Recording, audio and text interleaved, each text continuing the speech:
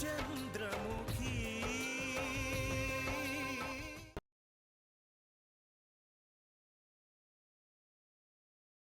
మేనకని ఎవరో చంపేశారు మేడం.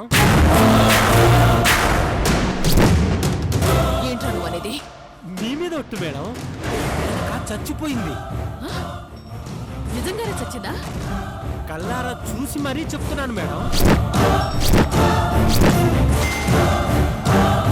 దహన కాండలు కూడా పూర్తయిపోయింది.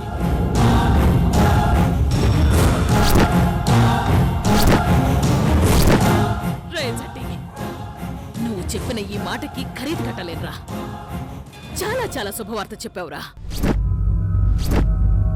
ఈ మధ్య కాలంలో ఈ యశోధర విననంత శుభవార్త అంటే ఇదేరా.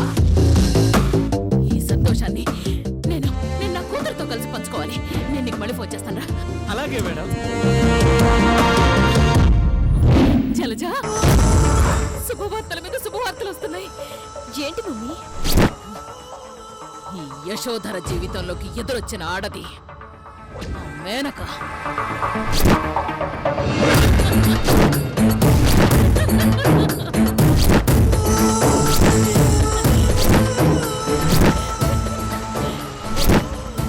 జలజ జలజ, ఆ మేనక ఇక లేదు, చచ్చిపోయింది.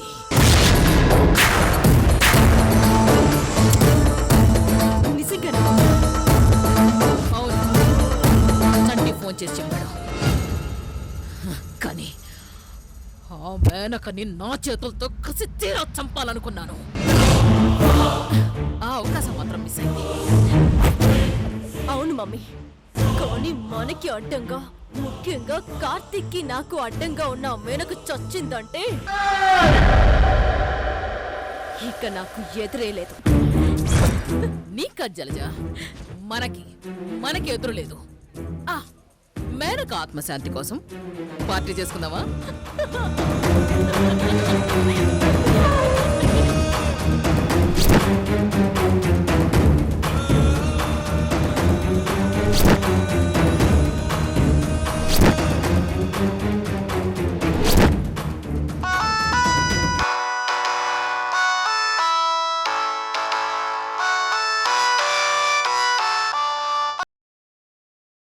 హలో అన్నా, చెప్పు సాంబా.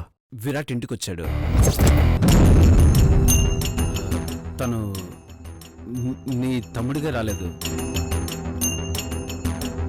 మరి నువ్వు తన అన్నవి కాదు, ఎవడో కార్తీక్ అని గోలగోల చేశాడు.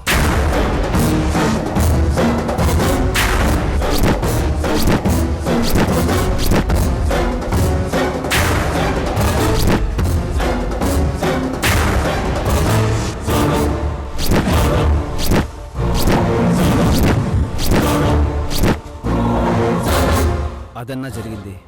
సరే సాంబా, వస్తే జాగ్రత్త. నేను వచ్చేస్తాను. సరేనా?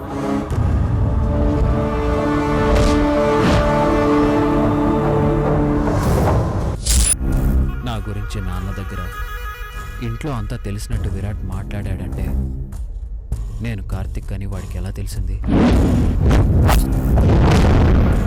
అంటే వాడు అక్కడే ఉన్నాడు, మా మాటలు విన్నాడు. లేదంటే నా గురించి అన్ని వివరాలు తెలిసే అవకాశం లేదు. నేను వెళ్ళేసరికి వాడు అక్కడే ఉండి నాకు కనిపించలేదంటే నన్ను చంపటానికి వాడు వేసిన ప్లానా, లేక నన్ను ఏదైనా చేయటానికి వేసిన ప్లాన్లో మేనకను అడ్డు పెట్టుకున్నాడా? అసలు నా గురించి విరాట్కి అనుమానం ఎందుకు వచ్చింది? నా విషయంలో వాడికి సహాయం చేయటానికి హైదరాబాద్లో ఎవరు తెలుసు?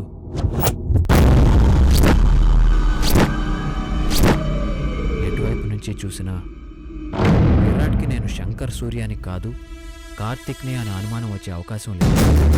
అంటే దీని వెనక ఎవరో ఉన్నారు. ఎవరు? మరో ప్రయత్నం చేయకుండా ఉండడం. ఒక ప్రయత్నం వలన మేనక ప్రాణం పోయింది. మరో ప్రయత్నం చేసే అవకాశం వాడికి ఇవ్వకూడదు. వెంటనే రుద్రవరం వెళ్ళాలి.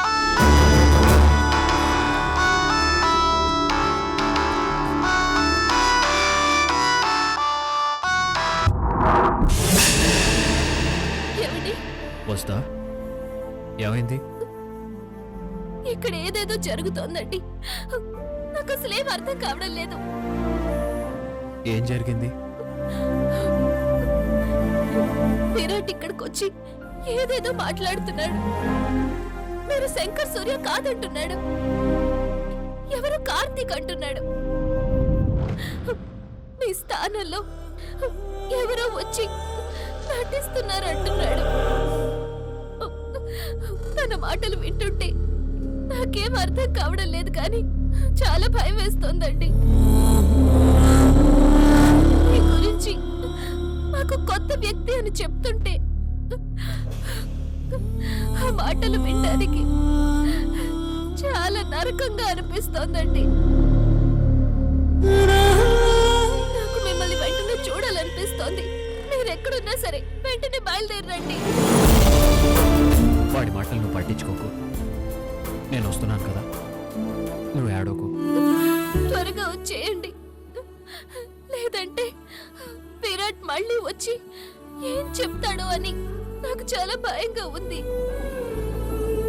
మావయ్య గారు కూడా జరిగిన దానికి చాలా బాధపడుతున్నారు. వస్తా, ఏం కాదు, నేను బయలుదేరుతున్నాను. నిజంగా వస్తున్నారు కదా? నీకు అబద్ధం చెప్తానా? వచ్చేస్తున్నాను, ఏడోకు, సరేనా? జాగ్రత్త.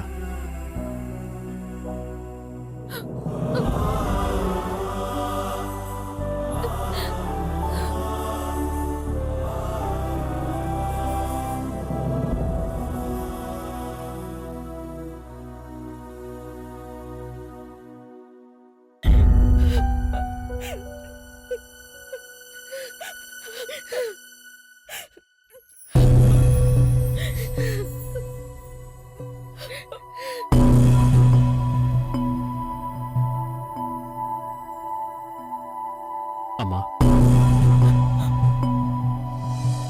నేను రుద్రవరం వెళ్ళాలి.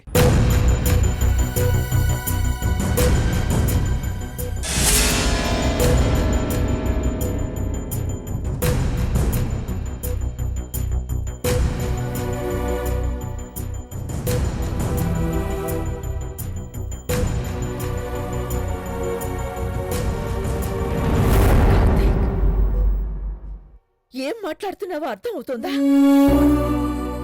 మేనక చనిపోయి ఇప్పుడు మనం ఉన్న ఈ పరిస్థితుల్లో నువ్వు అక్కడికి వెళ్ళాలి, ఇక్కడికి వెళ్ళాలి అంటావేంటి? పరిస్థితులేంటో నాకు తెలుసమ్మా, కానీ నేను వెళ్ళక తప్పదు. అమ్మతో కూడా చెప్పలేనంత రహస్యం ఏముందిరా? అంత ముఖ్యమైన పనేంటక్కడ? వెళ్తావు, వస్తావు, ఎందుకు ఏంటి అనేది చెప్పవు. టైం వచ్చినప్పుడు అన్నీ వివరంగా చెప్తానమ్మా. ముందు నేను అర్జెంటుగా వెళ్ళాలి. ఏంటి కార్తీక్ నువ్వు? మేనక చనిపోయింది. ఎందుకు చంపారో, ఎవరు చంపారో ఇంతవరకు తెలీదు. ఇక్కడ ఇన్ని విషయాలు వదిలేసి రుద్రవరం వెళ్ళాలంటావేంటి? చందు, కారణాలు చెప్పే టైం లేదు. మేనక్ గురించి నాకు మాత్రం బాధ లేదా? వెళ్ళాలి, తప్పదు. వెళ్ళాల్సిందేనంటావు? అవునమ్మా.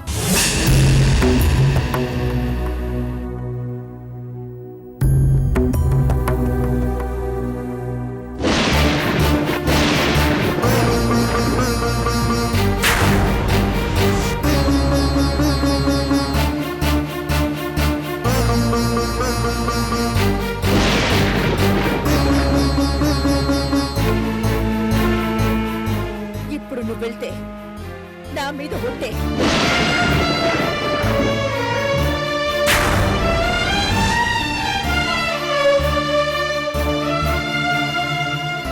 నేను పోయినా పర్వాలేదు అనుకుంటే వెళ్ళు.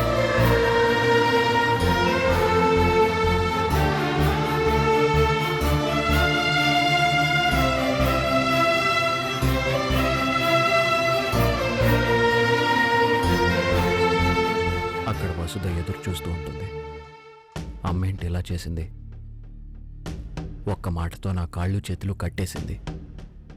కానీ వెళ్ళాలి, లేదంటే విరాట్ మళ్ళీ ఏదో ఒక ప్రయత్నం చేయొచ్చు, వాళ్ళని భయపెట్టచ్చు. కానీ ఎలా? వెళ్ళాలంటే కారణం చెప్పకుండా అమ్మ వెళ్ళనివ్వదు. వెళ్ళకపోతే వాళ్ళు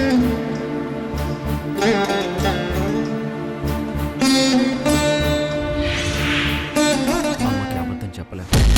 నిజం ఇది అని చెప్తే అమ్మ తప్పకుండా అర్థం చేసుకుంటుంది.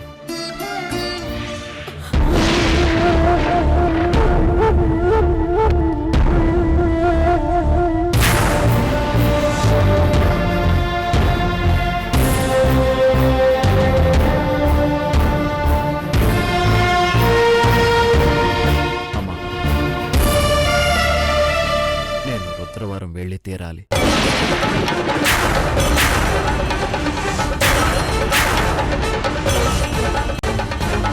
ఏరా, అమ్మ మాట కన్నా అమ్మ కన్నా ఆ రుద్రవరం నీకెక్కువైందా? ఏముందిరా అక్కడ? నన్ను నమ్ముకున్న 2 ప్రాణాలున్నాయమ్మా.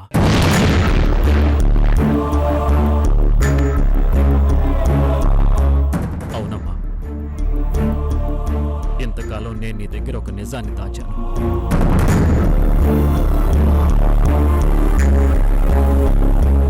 నా దగ్గర? అవునమ్మా,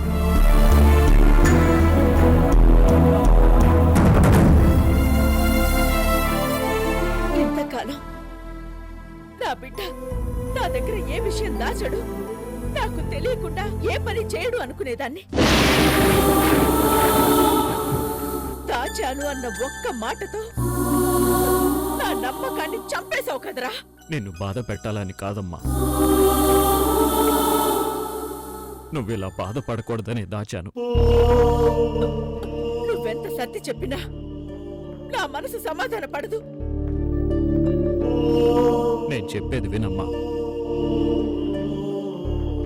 అప్పుడు కూడా నేను నీ దగ్గర దాచడం తప్పు అనిపిస్తే నువ్వు ఏ శిక్ష విధించినా నేను భరిస్తాను.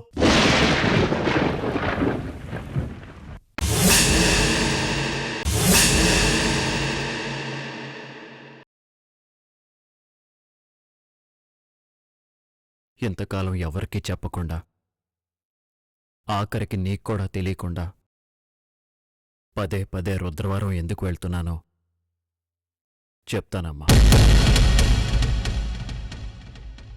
అక్కడ నేనే తన భర్త అని నమ్ముతున్న ఒక భార్య ఉంది.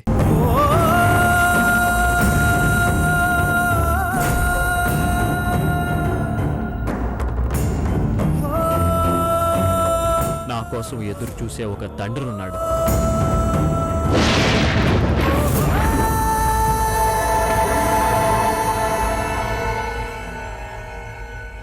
నా మాటే వేదవాక్కుగా బతికే 14 ఊళ్ళ జనం ఉన్నారు.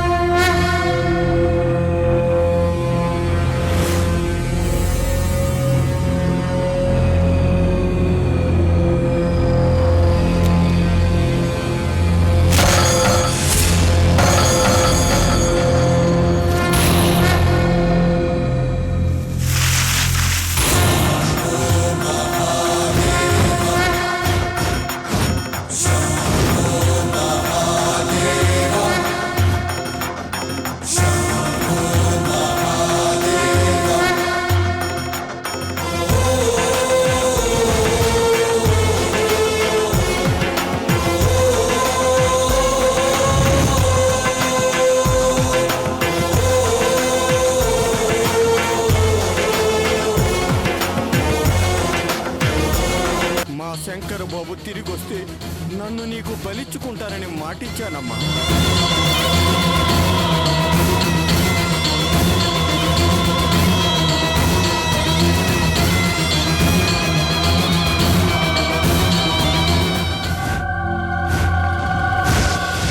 శంకర్ నన్ను నాన్న అని పిలిచాడమ్మా. నాలాంటోడు మళ్ళీ పుడతాడేమో గాని శంకరన్న లాంటోడు ఒక్కసారే పుడతాడు పెద్దయ్యా. సాంప్రదాయం ప్రకారం వైధవ్యాన్ని అనుభవించానే కాని మనసులో ఏదో ఒక మూల మీరు తిరిగొస్తారనే నమ్మకమే నన్ను ప్రాణాలతో ఉంచింది.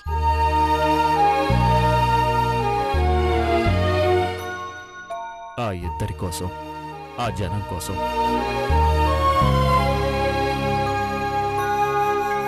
నీ దగ్గర నిజం దాచానమ్మా. నేను చేసింది తప్పు అనిపిస్తే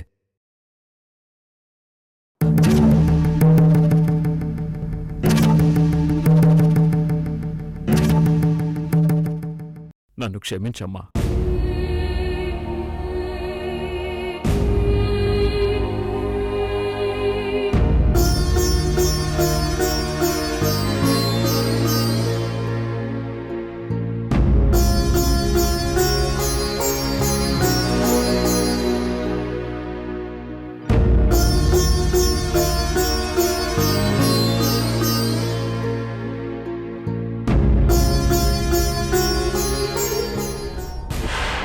నిజం చెప్పాను.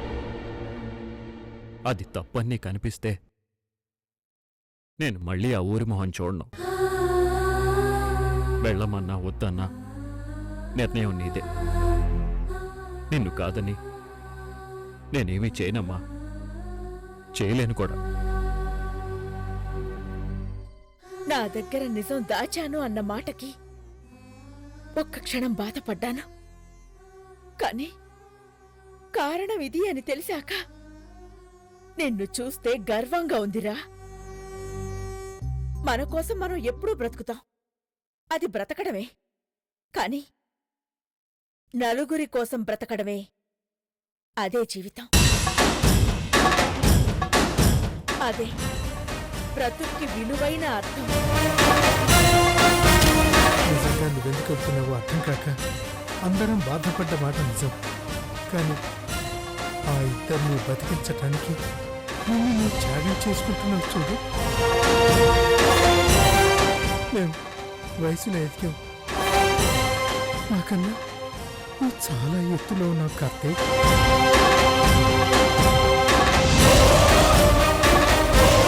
బ్రతకడానికి రోజుకి లక్షల మంది పుడతారు, బ్రతికించడానికి ఎక్కడో ఒక్కరే పుడతారు. ఆ ఒక్కడు నా కొడుకైనందుకు నాకు గర్వంగా ఉంది.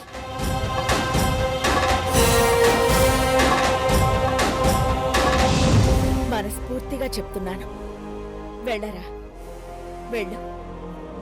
నువ్వెంతగా సంతోషపడతావని తెలుసుంటే ఆ నిజాన్ని ఆ రోజే నీకు చెప్పేవాణ్ణమ్మా. అబద్ధానికి ఆయుష్ తక్కువరా, ఎక్కువ రోజులు బ్రతకదు. కానీ నిజం మన పోయాక కూడా బ్రతికే ఉంటుంది. ఇంకెప్పుడు నా దగ్గర ఏ విషయాన్ని దాచకు, వెళ్ళు. పాపం అక్కడ నీకోసం ఎంతో మంది ఎదురు చూస్తూ ఉంటారు, వెళ్ళు.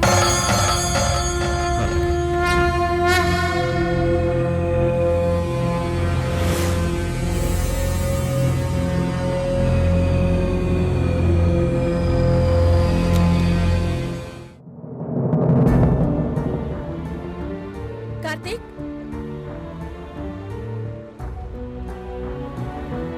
ఇన్నాళ్ళు నీ మనసులో దాగి ఉన్న నిజాన్ని మాకు తెలియజేసి నీ గుండెలోని బరువుని దించుకున్నావు. కాని ప్రాయశ్చిత్తం లేని పాపానికి నేను కారణం కావడం వల్ల నా గుండెల్లో బరువుని ఎలా దించుకోవాలో నాకు అర్థం కావడం లేదు కార్తీక్. నువ్వు మాట్లాడుతుంది దేని గురించి ఎందు? శంకర్ సూర్య మరణం గురించి కార్తీక్. తెలియక చేసిన ఆయన చావుకి నేను కూడా ఒక రకంగా బాధ్యురాల్నే. తెలుసు చందు, నాతో మేనక అంతా చెప్పింది. సారీ కార్తీక్, ఆ రోజు మేము కావాలని అలా చెయ్యలేదు. కారణం ఏదైనా ఆ కుటుంబాన్ని, ఆ దేవుణ్ణి నమ్ముకున్న ప్రజల్ని దిక్కులేని వాళ్లుగా వదిలేయకుండా దారి చూపే దేవుడిగా నువ్వు తీసుకున్న నిర్ణయం సరైందే కార్తీక్. నన్ను అర్థం చేసుకున్నందుకు చాలా థ్యాంక్స్ చందు. కానీ ఒక్క విషయంలో మాత్రం బాధగా ఉంది కార్తీక్. ఏ ఆడదైనా తన భర్త తనకే సొంతం కావాలని ఆశిస్తుంది, భావిస్తుంది. కానీ నేను నిన్ను ఇంకొకరి భర్తగా అక్కడికి అనుమతించక తప్పడం లేదు. అందుకు నా మాంగళ్యం ఒప్పుకున్నా నా మనసులో మాత్రం ఎక్కడో చిన్న బాధ. కార్తీక్, తప్పొచ్చందు. జరిగిన ఘోరానికి బాధను అనుభవించాలి. జరగబోయే కార్యానికి బాధ్యత వహించాలి. అవును, అయినా నేనెందుకు బాధపడాలి? నా కార్తీక్ ఒకరి కన్నీళ్లు తుడిచేవాడే గాని కన్నీళ్లు పెట్టించేవాడు కాదు. అందుకే నేను చేసిన తప్పుకి నీ మనసుని చంపుకుని నువ్వు శిక్ష అనుభవిస్తున్నావు. అది శిక్ష అనుకోకూడదు చందు. మనం దాని బాధ్యత అనుకోవాలి. సరే, మనం ఏమనుకున్నా ఇప్పుడు మాత్రం వసుధ నువ్వే తన భర్త అనుకుంటోంది. మీ ఇద్దరు 7 అడుగులు కలిసి వెయ్యకపోయినా నువ్వే తన భర్త అనుకుని జీవితాంతం నీతోనే కలిసుండాలనుకుంటోంది. వసుధ జీవితానికి ఆ దేవుడే తీర్పు చెప్తాడు. సరే, నేను వెళ్తాను. కార్తీక్, నా వల్ల తనకి అన్యాయం జరిగింది కాబట్టి తన జీవితానికి మనమే ఒక దారి చూపాలి. అదే మన ధర్మం.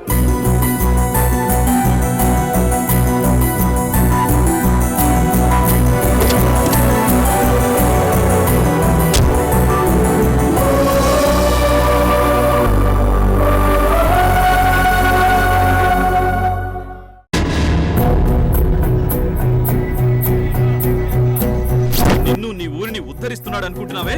నీ పెద్ద కొడుకు వాడు నీ కొడుకే కాదు,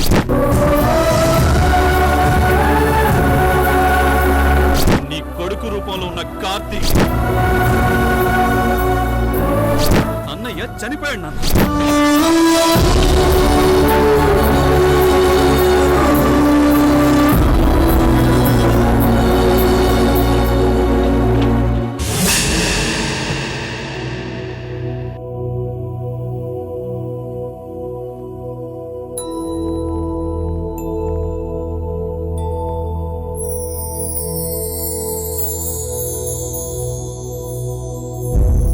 అమ్మా వసుదా, వాడన్న మాటలకు బాధపడుతున్నావా అమ్మా? మనుషుల మాటలకు విలువ ఇవ్వాలి కానీ అలాంటి పశువుల మాటలు పట్టించుకోవాల్సిన అవసరం లేదు. పట్టించుకోకుండా ఉండడానికి అతను అన్నది పరాయి వాళ్ళని కాదు మావయ్య, నా భర్తని. శంకర్ మీద మొదటి నుంచి వాడికున్న అసూయ నాకు తెలియంది కాదమ్మా. ఆ అసూయతోనే శంకర్కి ఏదో విధంగా చెడు చేయాలని చూస్తూనే ఉన్నాడు. ఏం చేసినా సహించాను. చివరికి ఆయన్నే ఆయన కాదంటుంటే అదే తట్టుకోలేకపోతున్నాను మావయ్య. వాడి మాటలు ఏం పట్టించుకోకమ్మా. వాడు శంకర్ గురించి చెడుగా చెప్పాలనుకున్నాడు అంతే. దానివల్ల ఎవరు ఎలా బాధపడతారో అనేది వాడికి అనవసరం. అదృష్టం కొద్దీ నాకు 2 మగపిల్లలు పుట్టారు. అందులో ఒకడు దేవుడయ్యాడు. దురదృష్టం కొద్దీ 2వవాడిలా నీచుడయ్యాడు. వదిలేయమ్మా. వాడి గురించి ఆలోచిస్తూ నువ్వు బాధపడుతూ ఉంటే శంకర్ తట్టుకోలేడమ్మా.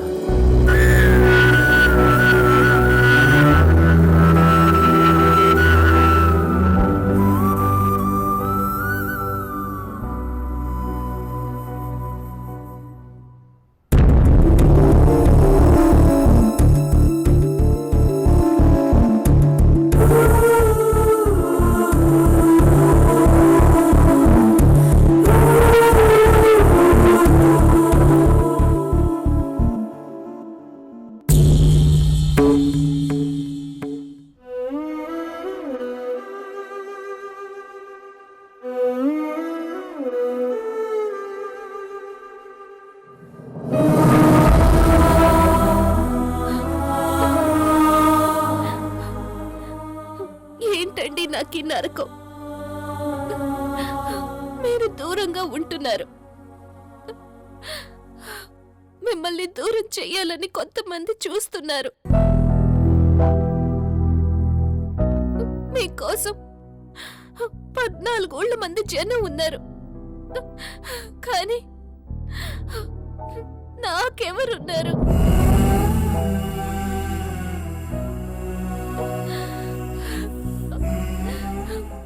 మీరు కాదు అంటే నేను ఎలా నమ్ముతానండి?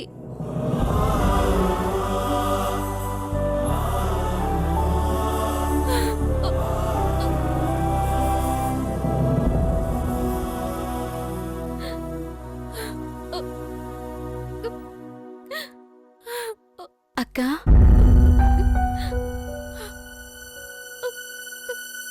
మా ఆయన మాటలు పట్టించుకుంటున్నావా?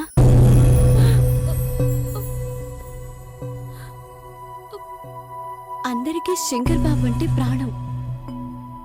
ఊరందరికీ ఆయనంటే గౌరవం. కానీ తోడబుట్టిన మా ఆయనకు మాత్రం కోపం. తన అన్నని నలుగురిలో ఎలా అవమానించాలని చూస్తారు గాని ఆ అన్నదారిలో నడవాలనుకోరు. కడుపులో బిడ్డని చంపాలనుకున్న ఆ కసాయివాడి మాటలు విని నువ్వు బాధపడతావా అక్క? నేను బాధపడుతున్నది నా గురించి కాదు లక్ష్మి. ఆయన్ని ఎందుకిలా ఈ ఇంటికి పరాయివాడిని చెయ్యాలనుకుంటున్నారా అని. ఈరోజు ఈ ప్రయత్నం చేశారు, రేపు మరో ప్రయత్నం చేస్తారు. విని విని ఏదో ఒక రోజు ఆయన్నే అనుమానించే పరిస్థితి ఎప్పుడొస్తుందో అన్నదే నా భయం. గొప్పతనం అనేది పుట్టుకతో రాదక్క, ప్రవర్తన వల్ల వస్తుంది. ఆ బాబు గొప్పతనాన్ని తగ్గించాలన్నా, ఆయన మీద అనుమానం రావటం అన్నా అది జరిగే పని కాదు. దీపాన్ని ఆర్పాలని పురుగులు ఎగపడితే కాలిపోయేది పురుగులే. ప్రస్తుతం నా భర్త ఆ పురుగులాగే ప్రవర్తిస్తున్నాడు. అతని మాటలు పట్టించుకొని నువ్వు బాధపడకక్క. చీర మీద మరక పడితేనే బాధపడతాం, అలాంటిది నా భర్త మీద మచ్చ వెయ్యాలని చూస్తే బాధగా ఉండదా లక్ష్మి? అక్క, రాయి తగిలితే బాధపడతాం, విసిరింది పిచ్చివాడని తెలిస్తే జాలిపడతాం. మా ఆయన్ని చూసి జాలిపడు, అంతే అక్క.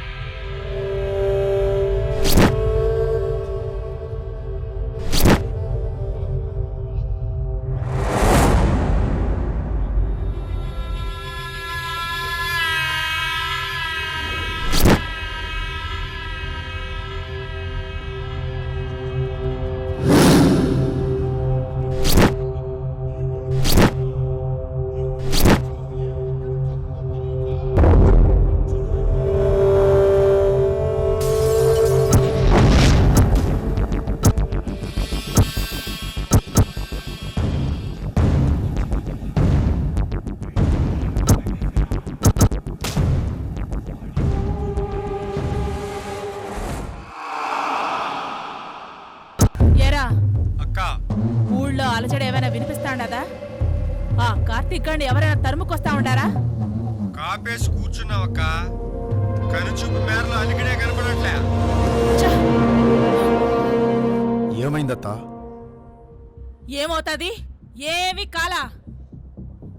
మరి వాడేదో ఎరగదీస్తారని పోయాడు, ఏం చేశాడంట? ఏది? మనమంది అక్కడ కాసు కూర్చునున్నారు, అలికడే లేదంట. అలాంటప్పుడు వాడికే ఫోన్ చేయతా. అదే చెయ్యాలా? అదిగో ఆడే ఫోన్ చేస్తా ఉండాడు. మనం మంచి వార్త వినాలా?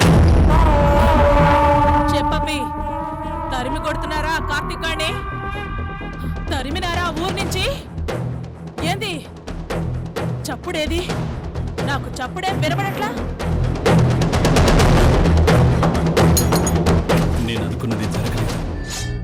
ఏందిరా, ఏం చెప్తాడావు? వాడు నా అన్న కాదు అంటే నా ఇంట్లో వాళ్ళే నన్ను నమ్మలేరు. ఇది కూడా నేనేదో కావాలని చెప్తున్నానంట. మా అన్న మంచితనం చూసి నేను ఓర్చుకోలేక అల్లిన కథంటిది. చివరికి మా వదిన కూడా అతన్ని మొగుడు కాదు, కార్తీక్ అని పరాయివాడు నా అన్న స్థానంలో వచ్చాడు అంటే ఆయన మీద ఇలాంటి అబండాలు వేస్తున్నావు, నువ్వేం బాగుపడతావు అంది. ఏందిరా, ఏంది నువ్వు చెప్పేడిది? అరే చల్, నువ్వేదో ఎరగదీస్తావని మా మందిని పొలిమేరలో కూర్చోబెట్టినాను. అరే అజయ్, ఈడి మాటలు ఆ ఇంటి కుక్క కూడా నమ్మడం లేదంట. ఇంకేంద్రా ఈడు పీకేది? ఇదిగో, ఇంక నీ వల్ల కాదు గాని ఆ పని మాకప్పచెప్పు, మేం చూసుకుంటాం. నువ్వు చెప్పింది నిజమేనా? అవును అజయ్, మా వాళ్ళు నా మాటలు నమ్మడం లేదు. నిజం చెప్పినందుకు మా మనుషులతో నన్ను మెడపెట్టి బయటికి గంటించాడు మా నాన్న. నీ వల్ల కాదని నాకు ముందే తెలుసు. వాడు కార్తీక్ నీ వాళ్ళతో, నీ ఊరి జనాలతో నరాల్లో కలిసిపోయాడు. వాడు నీ అన్న కాదని ప్రూవ్ చేయడానికి నా దగ్గర ఒక ఆయుధం ఉంది. అది వాడి చెల్లెలు. కళ్ళ ముందు చెల్లెల్ని పెట్టి నిలదీస్తే వాడే చెప్తాడు. వాడు కార్తీక్ శంకర్ సూర్యానో. చెప్పు, ఇప్పుడే దాన్ని తీసుకొని రానా? లేదు, ఆడదాన్ని అడ్డం పెట్టుకుని గెలవాల్సిన అవసరం లేదు. వాడు నాశనం చేసింది నా లైఫ్ని. నా లైఫ్తో ఆడుకున్న వాడి లైఫ్తో నేను ఆడుకోవాలి. నేనే ఆడుకోవాలి. అలాగనే కదా ఇందాక వెళ్ళింది. ఏం చేశాం? ఒకేసారి గెలిస్తే ఆ తర్వాత ఏమీ ఉండదు. 10 సార్లు ఓడిపోతే 11వ గెలిచే తీరతాం. వాడి మీద కూడా నేను గెలిచే తీరతాను. నాకేమీ కానివాడు నా లైఫ్తో ఆడుకున్నాడు. ఆట మా ఇద్దరి మధ్య. మీరు ఎంపైర్లు మాత్రమే. ఏంద్రా, ఏమంటున్నాడ్రా? ఏమంటాడు? ఆడి పగ ఆడే తీర్చుకుంటాడంట. ఏందిరా వాడు తీర్చుకునేది? వాడి వల్ల కాదు, కాదంతే. కార్తీక్ చావు ఏ నాటికైనా నా చేతిలోనే ఉండాది. పంచుకోవడానికి ఇది ఆస్తి కాదురా, పగ. నన్ను అవమానించిన వాణ్ణి ఏం చేసినా నేనే చేయాలి. వాడు పడే కష్టం, వాడికి జరిగే నష్టం ప్రతిదీ నా వల్లే జరగాలి. రేయ్ కార్తీక్, ఆ రోజు జరిగిన అవమానానికి ప్రత్యక్షంగా నువ్వు కారణం. ఈరోజు నువ్వే కారణం. నా వాళ్లతోటే నన్ను మెడపట్టి బయటికి గెంటించావు. నిన్ను వదలనరా. ఈరోజు నువ్వు నేను తేలిపోవాలి. 7 అడుగులు కలిసి వెయ్యకపోయినా నువ్వే తన భర్త అనుకుని జీవితాంతం నీతోనే కలిసుండాలనుకుంటోంది. మీరు శంకర్ సూర్య కాదంటున్నాడు. ఆ మాటలు వినడానికి చాలా నరకంగా అనిపిస్తోందండి. చందు అక్కని భార్యగా అంగీకరిస్తావా?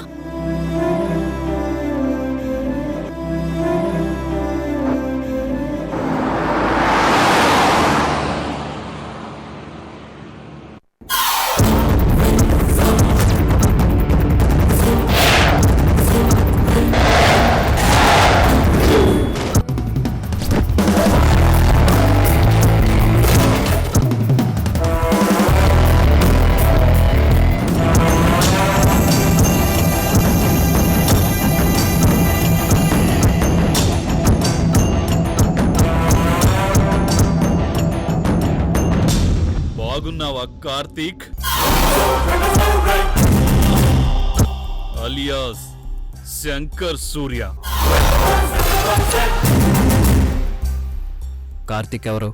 రేయ్ చాలురా, డ్రామాలు చాలు. ఇంట్లో నుంచి తెరవేశాక మతేమన్నా పోయిందా? నిజంగానే మతిపోయింది. నువ్వు మా అన్నయ్య స్థానంలోకి వచ్చి మా అన్నయ్య అన్నట్టుగా మమ్మల్ని, మా ఊరి జనాన్ని నమ్మించావు చూడు. ఆ పర్ఫార్మెన్స్ చూసి నిజంగానే మతిపోయింది. ఎక్కువ మాట్లాడుతున్నావు. అయ్యో కోపం వస్తుందా? భయం వేస్తుందిరా. రేయ్ నువ్వు మా అన్నయ్య అనుకుని భయపడే నా పరిస్థితి ఈ స్థితికి వచ్చింది. ఇంకా నీకు నేను భయపడేదేంట్రా? నేను కార్తీక్ నని నీకెవరు చెప్పారు? చచ్చిపోయిందిగా మేనక. చనిపోతూ చనిపోతూ నాకు ఆ సాయం చేసిపోయింది.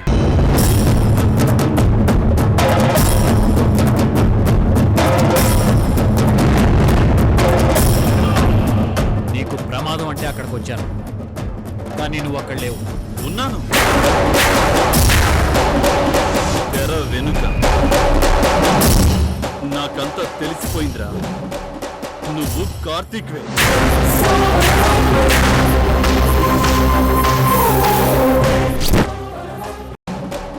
నువ్వు కార్తీక్వే.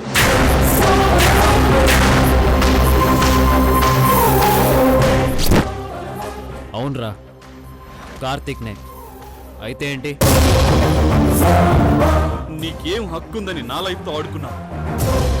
నా ఊరు, నా ఇల్లు, నా ఇష్టం. మా అన్నయ్య స్థానంలోకి వచ్చింది చాలక మా మీద పెత్తనం చేశావు. ముఖ్యంగా నాతో పెట్టుకున్నావు. నీ వల్ల ఈరోజు నేను నా ఫ్యామిలీకి దూరం అయ్యా. నిన్ను నాశనం చేయకుండా వదలనురా. నన్ను నాశనం చేయాలని ట్రై చేసిన వాళ్ళు చాలా మంది అడ్రస్ లేకుండా పోయారు. ఆ లిస్టులో నీకు చేరాలనుందా? నా అన్నవని ఊరందరినీ నమ్మించావు. నా ఇంట్లో వాళ్ళని నమ్మించావు. నన్ను ఇలా రోడ్డు పాలు చేశావు. నువ్వెవడ్రా నాకు శిక్షలు వేయడానికి, నన్ను ఇంట్లోంచి తరిమేయడానికి? నీ అన్న స్థానంలో ఉండి నేను చేయాల్సింది నేను చేశాను. నీ అన్నున్నా ఇదే చేసేవాడు. నాకేమీ కాని నీ వల్ల నేను చాలా నష్టపోయాను. అందుకు ప్రతీకారం తప్పకుండా తీర్చుకుంటాను. నీ వల్ల కాని వాటి గురించి ఎక్కువగా ఆలోచించకు. అది బై బర్త్ వచ్చింది. నీకు ఎదురు లేదన్న నమ్మకం కదూ? నీ గురించి ఎవరికీ తెలియదన్న ధైర్యం కదూ? ట్రై చేసావుగా, ఏమైంది? ఏయ్, నేను చేసేది మంచి పని. ఒక మంచి మనిషి స్థానంలో నిలబడి తన ఉనికిని బతికిస్తున్నాను, తన వాళ్ళని బతికిస్తున్నాను. నువ్వేంట్రా మమ్మల్ని బతికించేది? ఏ మాకు బతకడం చేత కదా? నువ్వు ఇలాగే వదిలేస్తే ఇంకా ఇంకా నా లైఫ్తో ఆడుకుంటావు. ఏం చేయాలనుకుంటున్నావు? ఏమైనా చేస్తానురా.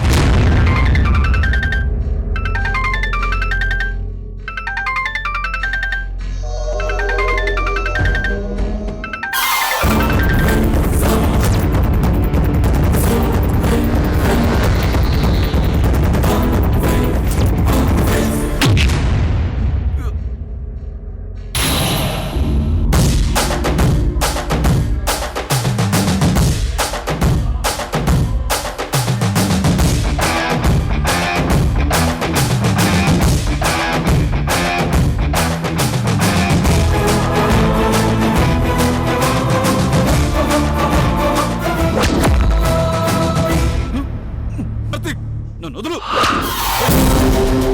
మర్యాదగా నన్ను వదులు కార్తీక్, వదులు. ఏయ్, కార్తీక్.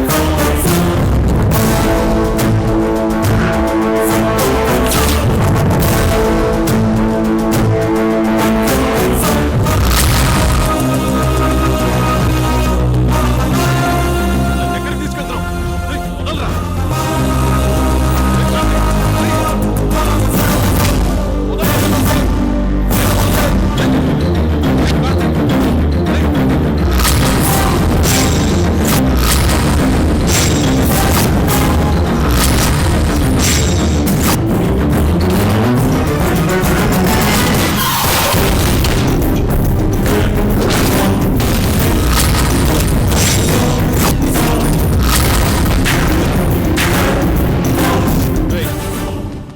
మీద తప్పులు చేస్తున్నావు. నిన్ను వదలనురా కార్తీక్. ముందు నేను నిన్ను వదలాలి కదరా. వచ్చిన తర్వాత వివరంగా మాట్లాడుకుందాం. కార్తీక్ వద్దు కార్తీక్.